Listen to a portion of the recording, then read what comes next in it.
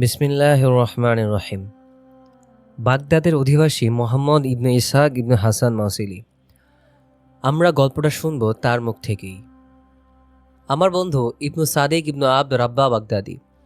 সে নিজ প্রবৃত্তির কাছে পরাজিত হওয়া এক যুবক। আখিরাতকে ভুলে গিয়ে সে মেতে আছে দুনিয়ার মোহে। লাভের ব্যবসা ছেড়ে দিয়ে যোগ দিয়েছে ক্ষতির ব্যবসায়, আর সরল সঠিক পথ ছেড়ে বেছে নিয়েছে ক্ষতিগ্রস্ত গাফেলদের পথ। আগে কিন্তু ইয়াসারের এই অবস্থা ছিল না। সত্যি বলতে কি, ওর কোনো বন্ধুই ভাবেনি কখনো সে এমন হয়ে যাবে। কারণ সে বড় হয়েছে আল্লাহর আনুগত্যে। আল্লাহকে ভয় করার কারণে সবাই ওর কথা জানত, তাকে এক নামে চিনত। এমনকি তার বন্ধুদের কাছে সে ছিল আল্লাহওয়ালা বলে। কেউ কেউ তাকে বলতো মসজিদের কবুতর। কেন? সেটার উত্তর শাইখ আবুল ইরফান আমাদেরকে জানিয়েছেন। সুবহানাল্লাহ, কত দ্রুত মানুষের অবস্থার পরিবর্তন হয়। মুমিনের অন্তর কত দ্রুত দুর্বল হয়ে পড়ে। আহা, এই ছেলে তাকওয়ার কারণে আমি ওকে ঈর্ষা করতাম। সে কৈশোর থেকে ভালো কাজ করার তৌফিক লাভ করেছিল। ছোটবেলা থেকেই সালাফদের বইপত্র পড়েছে। জ্ঞানে ও ধার্মিকতায় ছাড়িয়ে গিয়েছিল সবাইকে। হাসান বসরি, মালিক ইবনু দিনার, তাউস, হাবিব আজমি রহিমাহুল্লাহ সহ সকলের বইই তার পড়া ছিল। একদিন ইয়াসার আবুল হামিদ গাজ্জালির ইহয়া উলুমুদ্দিন পড়ে বলেছিল, যে ব্যক্তি এই বই পড়েনি সে তো মৃত। আমার বন্ধু আবুল হাসান বলেছে, আব্দুর রহমান আল কাস পূর্ববর্তী যুগের মানুষের মাঝে যেমন এগিয়েছিলেন, তেমনিভাবে ইয়াসারও পরবর্তী যুগের মানুষদের মধ্যে এগিয়ে থাকবে। সে কথা বলতো খুবই কম, বেশিরভাগ সময়ই চুপ করে থাকতো, আর বললেও ফিস করে কথা বলতো। তবে তার প্রতিটি কথাই ছিল অন্তর্ভেদী, মর্মস্পর্শী। মুখ দিয়ে যেন মধু ঝরে পড়ত। যেই সেই কথা শুনত তার মনই সে কেড়ে নিত। তাদের বিবেক বুদ্ধির উপর বিজয়ী হতো। তার বক্তব্য শুনলে শ্রোতা বুঝতেই পারত না তাকে কিসে জাদু করেছে, বক্তা নাকি তার বক্তব্য। ইয়াসার তার বক্তব্য দিয়ে জাদু করেছিল এক পার্সি মেয়েকেও। তার বাড়ি ছিল বাজারে রুটির দোকানের পিছনে। বিখ্যাত লেখক আবুল হাসান আল ওয়ারাককে কে না চিনে, তিনি থাকতেন সেই বাড়ির কাছেই। ইয়াসার মেয়েটাকে বশ করেছিল তার কথা জাদু দিয়ে। অন্যদিকে সেই মেয়েও তাকে বশ করে ফেলেছিল মায়াকারা রূপ আর জাদুকরী কণ্ঠস্বর দিয়ে। একসময় মেয়ের বাড়িতে বাড়তে থাকে ইয়াসারের আনাগোনা। সে ওই মেয়ের মন জয় করে নেয়। এমনকি এক পর্যায়ে তারা একে অপরকে ভালোবেসে ফেলে। অবশেষে তাদের অবস্থা এমন হলো যে তারা একে অপরকে ছাড়া একদিনও থাকতে পারত না। ইয়াসার নিজ প্রবৃত্তিকে সবসময় দমন করে রাখত, কখনো হারাম কাজ করত না। এমনকি যুবকরা যখন বিভিন্ন মজলিসে গান বাজনা শুনতে শুনতে মদ পান করত, তখন সে তাদের কাছে গেলেও মদ পান করত না। আমার ভাবতে অবাক লাগে কিভাবে এই পার্সি মেয়ে তাকে জাদু করলো, তার মন কেড়ে নিয়ে বিবেক বুদ্ধিকে ভোতা করে দিল। কিন্তু ইয়াসারকে কি খুব একটা দোষ দেওয়া যায়? মনে হয় না। কারণ হিসেবে আবুল ইরফানের ঘটনা উল্লেখ করা যাক। যেই ব্যক্তি ওই মেয়েকে দেখে আসক্ত হতো তাকেই তিনি তিরস্কার করতেন। কিন্তু ওই মেয়ে কয়েকদিন তার দোকানে আসা যাওয়া করতেই তিনি নিজে তার নামে কবিতা লিখে ফেললেন। কবিতার নাম ভালোবেসে ফেলেছি। তিনি এত উচ্চ মর্যাদা সম্পন্ন ব্যক্তি, তারপরেও ওই মেয়ের প্রেমে পড়েছিলেন। শুধু তাই না, তার নামে কবিতাও লিখে ফেলেছিলেন। আমরা তাই আল্লাহর কাছে আশ্রয় চাই। তিনি ছাড়া আমাদের কোনো শক্তি নেই। আর আল্লাহর কাছে নারীর ফিতনা থেকে পানা চাই। আসলেই নারীদের ফিতনা খুবই ভয়ানক। যাই হোক, আবার ফিরে আসি মোহাম্মদ ইবনু ইসহাক মাউসিলির কাছে। তিনি বলেছেন, পরবর্তীকালে আমি দিনদার ও বিবেকবান ব্যক্তিদের কাছ থেকে জানতে পেরেছি ইয়াসারের বিস্তারিত ঘটনা কিভাবে শুরু হয়েছিল, আমাদের সাথী ইয়াসার কিভাবে ও হেঁটেছিল ভুল পথে, এভাবে প্রথম থেকে শেষ পর্যন্ত সবই জেনেছি। এটা আসলেই সত্যি ঘটনা। যদি মানুষ এই ঘটনা জানে, তবে এটা থেকে শিক্ষা গ্রহণ করতে পারবে। শুরুতে আমি ঘটনার বর্ণনাকারী শায়েখদের নাম উল্লেখ করব। প্রথমত শায়েখ আবুল হাসান আল ওয়ারাক, যিনি বেশ কয়েকটি বই রচনার কারণে বিখ্যাত। আলাদা করে তাকে পরিচয় করে দেওয়ার প্রয়োজন আছে বলে আমি মনে করি না। দ্বিতীয়ত শায়েখ আবুল ইরফান ইবনু আলী, তিনি কবিতা, ইতিহাস ও সাহিত্য চর্চার জন্য বিখ্যাত। দেখতে মধ্যম গড়নের আর বেশ স্বাস্থ্যবান। তার কথায় সবসময় নতুনত্ব ও রসিকতার ছোঁয়া থাকে। এই কারণে শ্রোতাদের কাছে তিনি খুবই জনপ্রিয়। তৃতীয়ত, শাইখ জাওয়াদ ইবনু জাফর ইবনু হাসান, যাকে বলা যায় বাগদাদের চিত্রশিল্পীদের সর্দার। আমি অনেকের কাছে শুনেছি তিনি নাকি আল মাদ্রাসাতুল মুস্তানসিরিয়া এর নদীর তীরের ছবি দেখেই এঁকে ফেলেছিলেন। যদিও তিনি ছবিটা শেষ করতে পারেননি, তবুও তা অসাধারণ হয়েছিল। এদের থেকে আমি এই ঘটনাগুলো বর্ণনা করছি। সংক্ষিপ্ত করার জন্য সবার নাম উল্লেখ করলাম না। আল্লাহর কাছে তৌফিক চাই, তিনি সকল মর্যাদা ও ফজলের অধিকারী। দিনে ও রাতে সমস্ত প্রশংসা তার জন্যই। 7টি তালা। বাগদাদের অধিবাসী মোহাম্মদ ইবনে ইসাক মাউসিলি তিনি বলেন, আবুল হাসান আল ওয়ার্রাক আমাদের সাথী ইয়াসারকে আলাদা চোখে দেখতেন। তাকে তাকওয়া ও দিনদারির উৎকৃষ্ট উদাহরণ মনে করতেন। এমনকি তিনি মনে করতেন কিয়ামতের দিন আল্লাহ যে 7 শ্রেণীর লোককে তার আরশের ছায়ার নিচে আশ্রয় দিবেন, তাদের মধ্যে ইয়াসারও থাকবে। কিন্তু যখন এ ঘটনা ঘটল এবং ধাপে ধাপে ইয়াসারের অধঃপতন হলো, তখন আবুল হাসান অনেক দুঃখ পেলেন। তিনি এক হাতের তালু দিয়ে অন্য হাতে আঘাত করতে করতে বললেন, লা হাওলা ওয়ালা কুওয়াতা ইল্লা বিল্লাহ। এ তো বড় ধরনের বিপদ। আমি তো ভেবেছিলাম ইবলিস কখনোই তার কাছে পৌঁছতে পারবে না, কিন্তু এই মেয়ে, ওই পার্সি মেয়ে ছিল অত্যন্ত সুন্দরী। পাশাপাশি বিভিন্ন শাস্ত্রে তার ছিল সুগভীর পাণ্ডিত্য। আরবি ভাষাকে অনারব স্বরে উচ্চারণ করার ফলে তার কথাগুলোর মধ্যে ছিল অন্যরকম একটা সৌন্দর্য। এটা দিয়ে সে সহজেই কেড়ে নিতে পারত মানুষের মন। আবুল হাসান আল ওয়ার্রাক শপথ করে বলেন, তিনি কখনো ওই মেয়েকে নিজ চোখে দেখেননি, এমনকি তার দিকে চোখ তুলেও তাকাননি, যদিও তার বাড়ি আবুল হাসানের বাড়ির কাছেই। কারণ হিসেবে তিনি বলেন, একবার তাকানোই অন্তরে হাজারবার আফসোসের কারণ হয়ে যায়। তিনি ওই আয়াতটা মেনে চলেন, আপনি মুমিনদের বলে দিন যেন তারা তাদের দৃষ্টিকে সংযত করে। সূরা নূর আয়াত 30। ঘটনার শুরুটা জানিয়েছেন শায়েখ আবু মোহাম্মদ আল মুআইয়িদ বিল্লাহ। গল্পের শুরু ওই মেয়ের বাড়িতে। প্রতি মঙ্গলবার বিকালে সেখানে বসত গান বাজনা ও খেলাধুলার আসর। সে এলাকায় যুবকরা সবসময় আসতো এই আসরে। তাদের মধ্যে ছিল আবু মোহাম্মদ হাকিম ইবনু মাহমুদ, হাসান ইবনু মুয়াইকিব, হাবিব ইবনু মাসউদ আল জাসসাহ সহ আরও অনেকেই, যাদের নাম শায়েখ উল্লেখ করেননি। সেদিন সাইদ ইবনু মনসুর যথাসময়ে এলো না। শায়েখ আবুল ইরফান এর বাড়ির বিপরীতেই তার বাড়ি। সে দেরি করে পৌঁছলে সবাই তাকে জিজ্ঞেস করলো, কোথায় ছিলে? তার চেহারা বেশ ফ্যাকাশে। সে জামা কাপড় ঠিক করতে করতে বলল, ইয়াসারের সাথে দেখা হয়েছিল। এই কথা শুনে সবাই একটু নড়ে চড়ে বসল। চুপ হয়ে গেল উপস্থিত সকলে। কেবল ওই মেয়েই তার সুন্দরী চোখ তুলে জিজ্ঞেস করল, ইয়াসারটা কি? ইয়াসারের পুরাতন বন্ধু হাবিব ইবনু মাসউদ বলল, ও সম্পর্কে আমি সবচেয়ে ভালো জানি। এরপর সে তার সম্পর্কে বিস্তারিত বলে দিতে লাগলো। তার জ্ঞান, দুনিয়াবিমুখ কথা, বিনয়, সচ্চরিত্র, কথাবার্তা সহ সব কিছুই বলে গেল। দম নেওয়ার জন্য একটু থেমে আবার বলা শুরু করলো। তার দিকে একবার তাকালেই দুনিয়াবিমুখদের জীবনী পড়া হয়ে যায়। তাদের জীবনীর বইগুলোতে যা কিছু লেখা আছে তা সবই এই একটা ছেলের মধ্যে আছে। হাসান ইবনু মুকাইয়িব বলল, এই লোকটা চিনে নিয়েছে নিজের রবের পথ।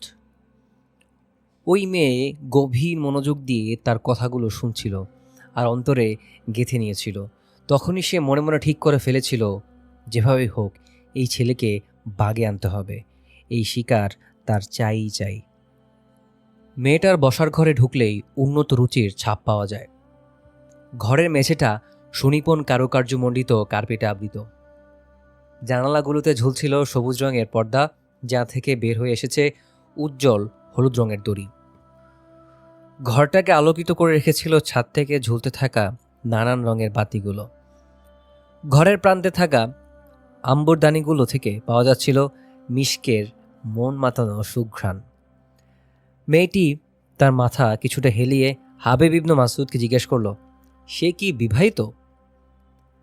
আবু মাহমুদ তাদের মধ্যে সবচেয়ে রসিক ছেলে। তুর্কি সহ আরও কয়েকটি ভাষায় সে বেশ দক্ষ। সে শার্লম্যানের দেশে ঘুরে এসেছে।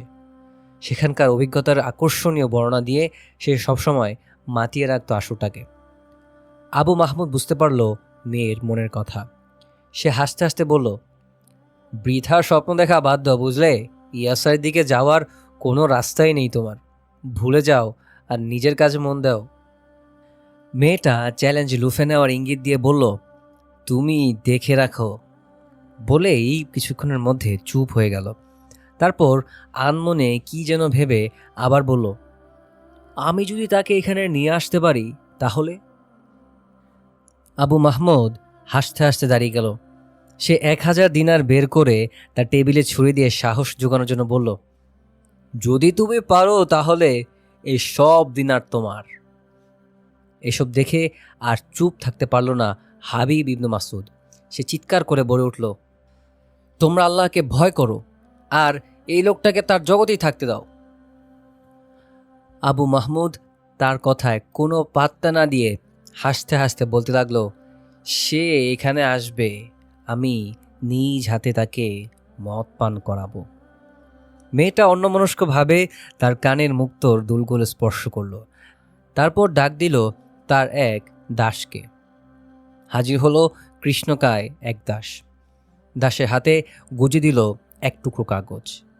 কিছু একটা সে কাগজে লিখে সাবধানে তা ভাঁজ করে ঢোকালো সুগন্ধি রুমালে।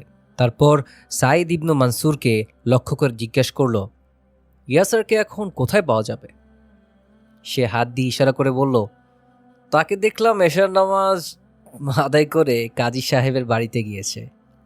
হাবিব ইবনু মাসুদ এ পর্যায়ে উঠে দাঁড়িয়ে তার হাত থেকে চিরকুট কেড়ে নেওয়ার চেষ্টা করলো। আল্লাহ ওয়াস্তে বলছি, তুমি এ কাজ করো না। কিন্তু মেয়েটা বাম হাত দিয়ে হাবিবের হাত সরিয়ে দিল। তারপর তার দাসের কানে কিছু একটা বলে তাকে ওই চিরকুট দিল। সে বের হওয়ার আগে হাবিব ইবনু মাসুদ চিৎকার করে বলল, মনে রেখো, ইয়াসারের কাছে পৌঁছতে হলে 7টা দরজা পার হতে হবে, আর প্রতিটি দরজায় একটি একটি করে মোট 7টি লোহার তালা লাগানো আছে। 1 ঘন্টার মধ্যেই সে দাস ফিরে এসেছিল। দাসের মুখ দেখে কিছুই বোঝার উপায় নেই। সে কোনো কথা না বলে শুধু হাত থেকে চিরকুটটা মেয়েকে দিল। মেয়ে চিরকুটটাতে একবার নজর বুলিয়েই তার সাদা পোশাক ও ঘন কালো চুল ঠিক করতে করতে লাফিয়ে বলে উঠল, এই তো প্রথম তালা খুলে গেছে। বিস্ময়ে হাবিবের মুখটা হা হয়ে গেল। সাইদ ইবনু মানসুর তো বিশ্বাসই করতে পারল না তার 2 কানকে। হাসান এক দৃষ্টে তার দিকে তাকিয়ে রইল। তবে কেবল আবু মাহমুদ তার হাততালি দিয়ে হাসতে হাসতে বলল, আমি বলেছি না নিজ হাতে তাকে মদ পান করাবো। মেয়েটা প্রজাপতির মতো ঘরের ভেতর চক্কর দিয়ে বলতে লাগলো, এই তো প্রথম তলা খুলে গেছে, তোমরা সবাই দেখো। সে চিরকুটটা টেবিলের উপর রাখলো। উপস্থিত সবাই হুমড়ি খেয়ে পড়ল এর ভেতরে লেখা পড়ার জন্য। বিস্ময়কর চাবি। মোহাম্মদ ইবনু ইসাক মাউসিলি বলে চললেন, সর্বপ্রথম ওই চিরকুটটা হাতে নিল আবু মাহমুদ।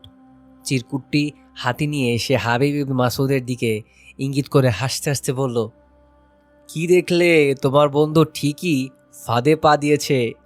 কিন্তু সে ওই চিরকুট পড়ার আগেই মেয়ে তার হাত থেকে চিরকুটটা কেড়ে নিয়ে দাস ইরবিদকে ধরে নিজ রুমে ঢুকে গেল। মেয়ে তার দাসকে বলল, ইরবিদ, তুমি যা কিছু দেখেছ তার সবই খুলে বলো। ইরবিদ তার দিকে তাকালো, দৃষ্টি ভাবলেশহীন, তার চেহারার ভঙ্গি পরিবর্তিত। এদিকে মেয়েটা অধীর আগ্রহে অপেক্ষা করছে তার কথা শোনার জন্য। মেয়েটা তাকে ঝাঁকি দিয়ে বলল, ইরবিদ, কি হলো তোমার? কথা বলছো না কেন? ইরবিদ তার মুখ অন্যদিকে ঘুরিয়ে বলল, আপনি কি আসলেই এটা করতে চান? খুব আগ্রহের সাথে মেয়েটার জবাব দিল, 1000 দিনার পাবো ইরবিদ, 1000। ইরবিদ মাথা ঝাঁকিয়ে তার দিকে তাকিয়ে বলল, না, আমার মনে হয় না আপনি শুধু দিনারের লোভে এটা করছেন। মেয়ে ভূ কুচকে তার সুন্দর চাহনি ইরবিদের চেহারায় নিবদ্ধ করে বলল, তোমার কি মনে হয় ইরবিদ? ইরবিদ এক ধাপ পিছিয়ে গেল, এক দীর্ঘশ্বাস ছাড়ল। বাতির আলো স্পষ্ট দেখা যাচ্ছিল তার চেহারার রং। সে হাত দিয়ে মাথা চুলকোতে চুলকোতে বলল, জানি না, কিন্তু মেয়েটা তার পা দিয়ে সজোরে আঘাত করল মাটিতে। উন্মত্ত ক্রোধে তখন লাল হয়ে গেছে তার দুগাল। সে বলে উঠল, কিন্তু কি? ইরবিদ শান্ত গলায় জবাব দিল, ইয়াসারের কাছে পৌঁছানোর থেকে চাঁদের কাছে 1000 বার পৌঁছানো উত্তম। মনে রাখবেন, আমি এই দৌচোখ দিয়ে তার মতো দুনিয়া বিমুখ ব্যক্তি আর দেখিনি, এদিকেও না ওদিকেও না। এই কথা বলে সে পূর্ব দিকে হাত ইশারা করল। পূর্ব দিকে ফিরে সেদিকেই মূর্তির মতো চেয়ে রইল। মেয়েটি নিচু করে ফেলল তার মাথা। তার চেহারা রং পাল্টে গেছে। খুব কষ্ট করে কাঁপা কাঁপা গলায় সে বলল, আল্লাহর হস্তে বলছি ইরবিদ, সেদিনগুলোর কথা মনে করিয়ে দিও না। এরপর দীর্ঘশ্বাস সে ফেলে বলল, আমাদের টাকা পয়সার খুব দরকার। ইরবিদ তার হাত নামিয়ে দাঁড়ালো আগের মতো। সে অনুভব করল মনিবের কথা তার উপর প্রভাব বিস্তার করতে পেরেছে। মেয়েটিও মুচকি হাসি দিয়ে তার দিকে তাকালো কোমল দৃষ্টিতে। বাতির আলোতে জ্বলজ্বল করতে লাগলো তার দুই চোখ। কোমল ও নম্র গলায় শান্ত স্বরে সে বলল, এখন তাহলে বলো ইরবিদ, সব কিছু খুলে বলো। যা কিছু দেখেছ, যা শুনেছ, কিছুই বাদ দিবে না। ইরবিদ বলতে শুরু করলো, আমি ওখানে গিয়ে শাইখ মোহাম্মদ সালেহের খাদেম নাজিল আর রুমিকে তার ঘরে প্রবেশ করতে দেখলাম। তাকে থামিয়ে বললাম, আমি একাকী ইয়াসারের সাথে দেখা করতে চাই। সে আমাকে মূল কক্ষের পাশে এক কক্ষে নিয়ে অপেক্ষায় রাখল। একটু পরে ইয়াসার এলো।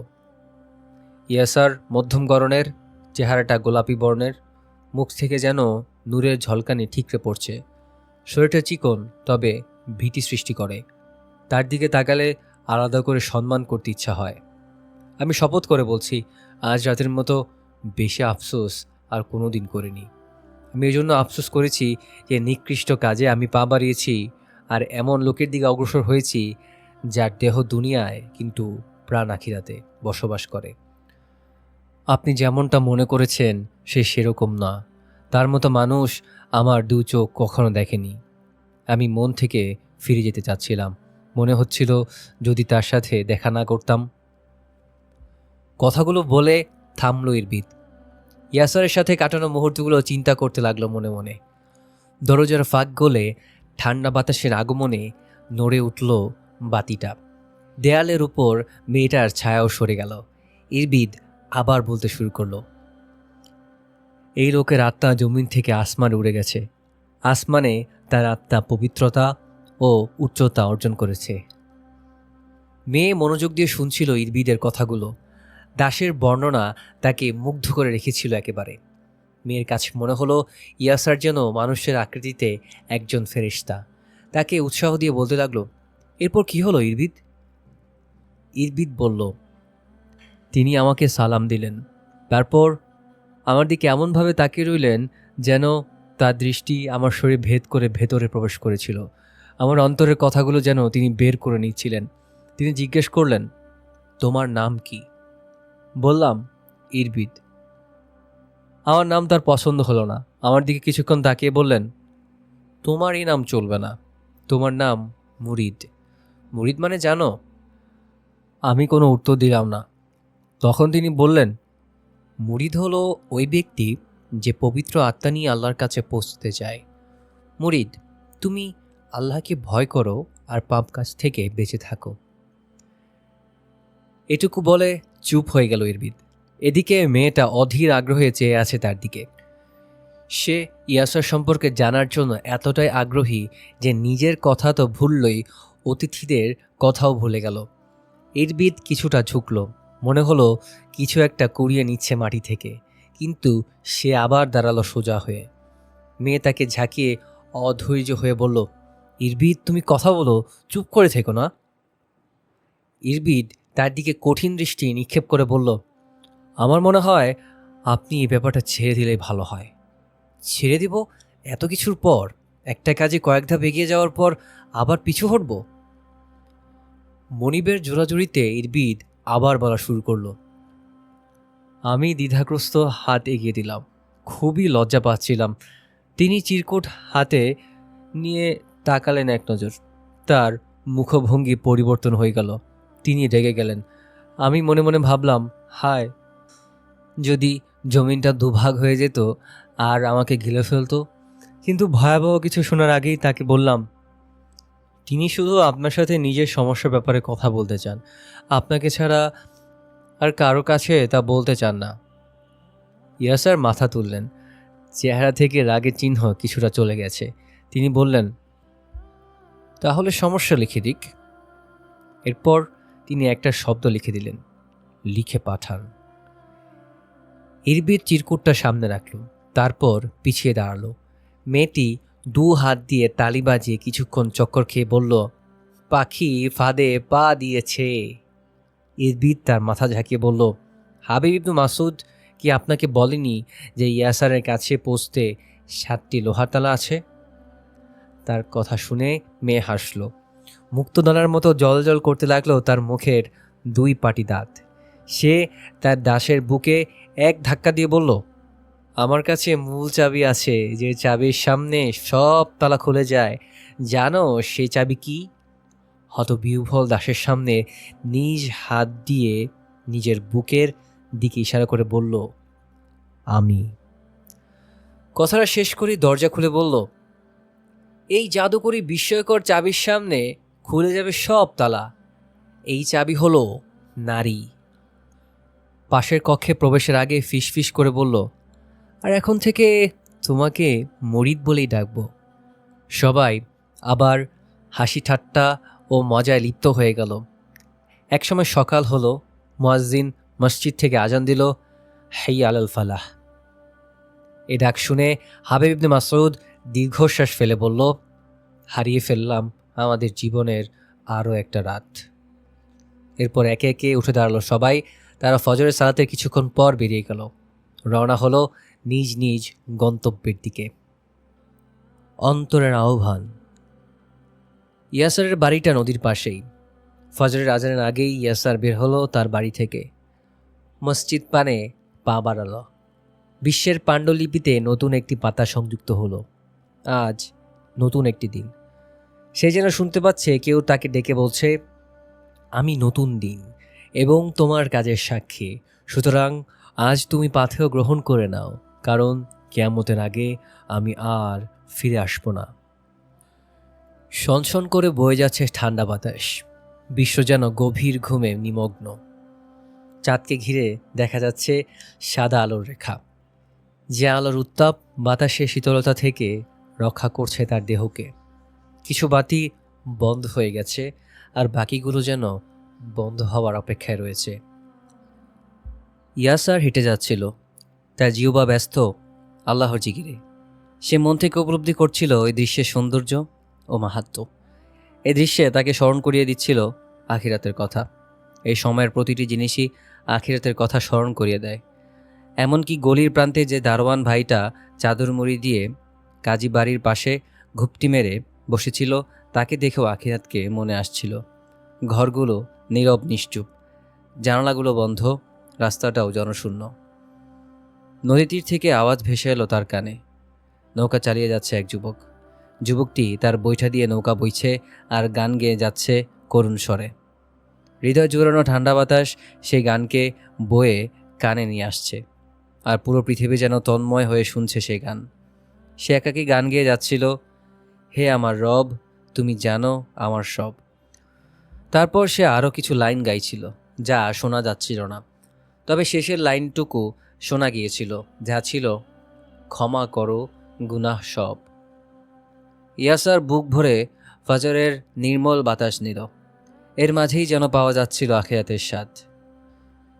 সে অবাক হয়ে ভাবতে লাগলো, এই সময় কিভাবে মানুষ ঘুমিয়ে থাকতে পারে, কেন তারা ঘুম থেকে জেগে উঠে ভোরবেলার এই নিবিড় শান্ত পরিবেশ থেকে এক আজলা পান করে নেয় না, যে ভোরের স্নিগ্ধ বায়ু তাদের জীবনকে গড়ে তুলবে আর তাদের আত্মাকে আলোকিত করে তুলবে।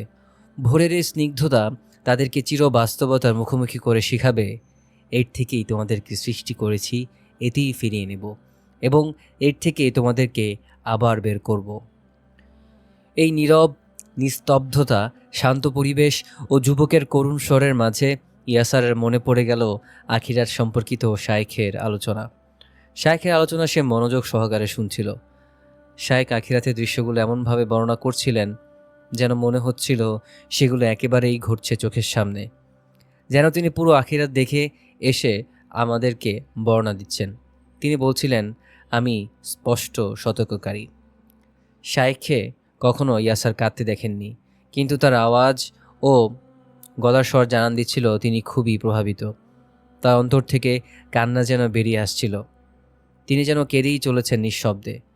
আর ইয়াসার তো আবেগী যুবক, সেও নিজেকে বাঁচাতে পারছিল না কান্না থেকে। শায়েখের আলোচনা ফজরের সালাতের পরপরই শুরু হয়। কয়েক মিনিটের বেশি হয় না। তার আলোচনা অন্তরে কাঁপনের সৃষ্টি করে। মানুষের অন্তরকে আল্লাহর প্রতি আনুগত্য ও আল্লাহকে চেনার প্রতি পথ দেখিয়ে দেয়। তিনি শান্ত গলায় কথা বলা শুরু করেন। কথাগুলো নতুন, সুন্দর ও প্রয়োজনীয়। কোনো কথা বাড়িয়ে বলেন না, আবার কোনো অপরিচিত শব্দও বলেন না, আবার বক্তাদের মতো বক্তব্যও শুরু করেন না। তার কথাগুলো তার শিষ্যদের অন্তরের অন্তঃস্থলে প্রবেশ করে। তার শিষ্যরা আরও শুনতে চায়, আরও জানতে চায়। তাদের মন যেন বলে ওঠে, শায়েখ, আপনি থামবেন না, আপনার বক্তব্য চালিয়ে যান। কিন্তু তারা এ কথা বলতো না, কারণ তারা জানে যে শায়েখ তাদের যথেষ্ট পরিমাণেই বলছেন। তিনি একই বিষয়ের কথা যথাসময়ে চালিয়ে যাবেন আগামীকাল। ইয়াসার বসবাস করছে এই ইমানি পরিবেশে। ইমানের এই ছোঁয়া তার জীবনকে স্পর্শ করেছে।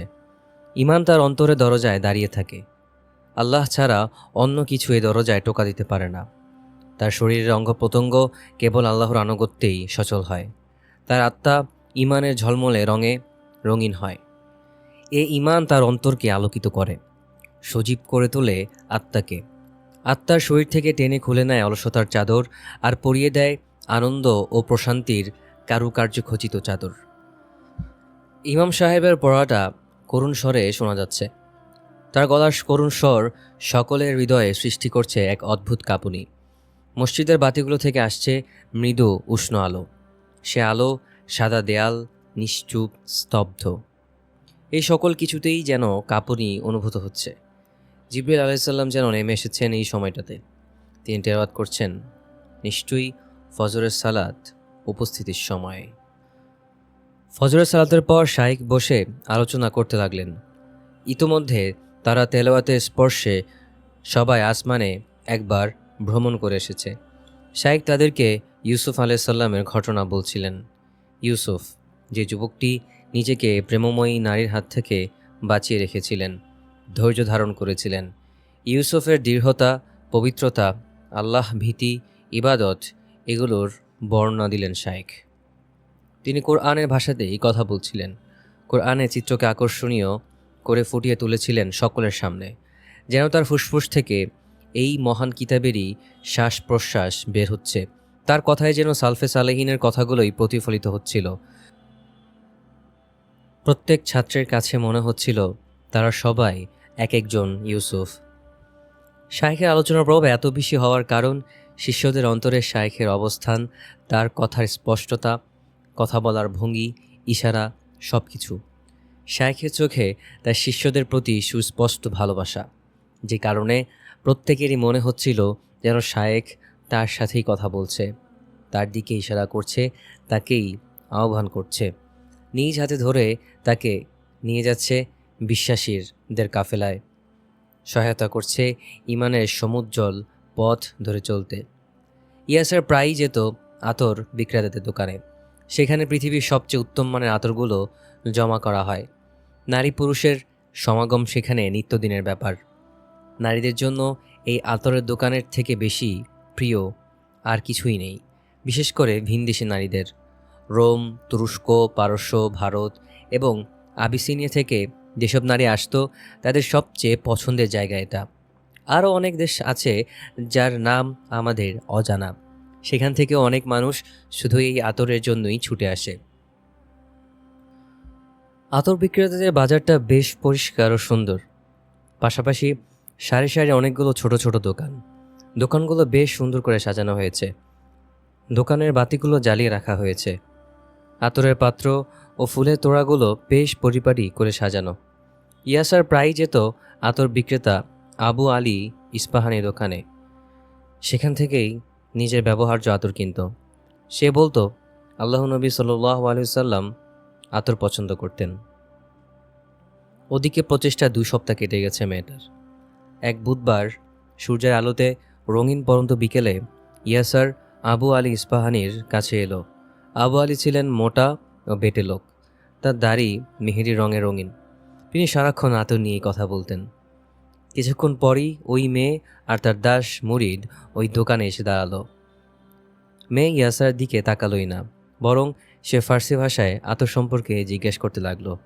এদিকে মুরিদ ইয়াসারকে সালাম দিয়ে অপেক্ষা করতে লাগলো। আতর বিক্রেতা সাদর সম্ভাষণ দিয়ে গ্রহণ করলেন মেয়েটাকে। তার কাছে সবচেয়ে ভালো ভালো যে আতর ছিল সেগুলো একে একে দেখাতে লাগলেন, কিন্তু সে কোনোটাই পছন্দ করছিল না। ইয়াসার মেয়েটাকে পাত্তাই দিল না।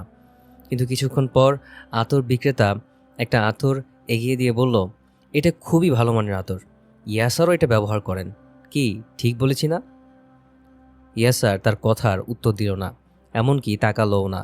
কিন্তু ওই মেয়ে তার দিকে এক পলক দৃষ্টি নিক্ষেপ করে আবার বিক্রেতার সাথে কথা বলতে লাগলো।